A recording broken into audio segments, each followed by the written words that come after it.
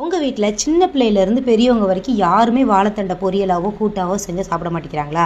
கண்டிப்பாக இந்த வாழைத்தண்டு சூப்பை ஒரு தடவை ட்ரை பண்ணி பாருங்கள். இது ரொம்ப க்ரீமியாக இருக்கிறதுனால உள்ளே நீங்கள் என்ன ஆட் பண்ணியிருக்கீங்கன்னே அவங்களால கண்டே பிடிக்க முடியாது. ஒரு வாணலில் கொஞ்சோண்டு எண்ணெய் ஊற்றி ஒரே ஒரு பல்லாரி வெங்காயத்தை நல்லா வதக்கிக்கிறேன். அது கூடவே வெள்ளைப்பூடும் பச்சை மிளகாவும் தட்டி சேர்த்துக்கிறேன். அதுக்கப்புறம் நல்லா 2 கைப்பிடி அளவுக்கு வாழைத்தண்டு, ஒரு வாழைத்தண்டு ஃபுல்லாகவே சேர்த்துருக்கேன் நான். கொஞ்சம் உப்பு ஆட் பண்ணி நல்லா வதக்கிட்டு 1 டம்ளர் தண்ணி, உங்களுக்கு எத்தனை பேர் வீட்டில் இருக்கீங்களோ அதுக்கேற்ற மாதிரி தண்ணி யூஸ் பண்ணிக்கோங்க.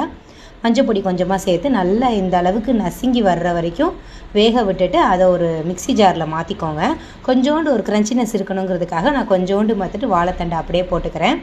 அதை நல்லா வடிகட்டிட்டு வெறும் சாறை மட்டும் எடுத்து ஊற்றி கொஞ்சம் மல்லி இலை போட்டு காரத்துக்கு ஏற்ற மாதிரி பெப்பர் தூள் தூவி உங்கள் குழந்தைங்கள்லேருந்து பெரியவங்க வரைக்கும் யாருனாலும் இந்த சூப் குடிக்கலாம். வாரத்தில் ஒரு நாள் செஞ்சு கொடுங்க. ரொம்ப ரொம்ப உடம்புக்கும் நல்லது. இன்னொரு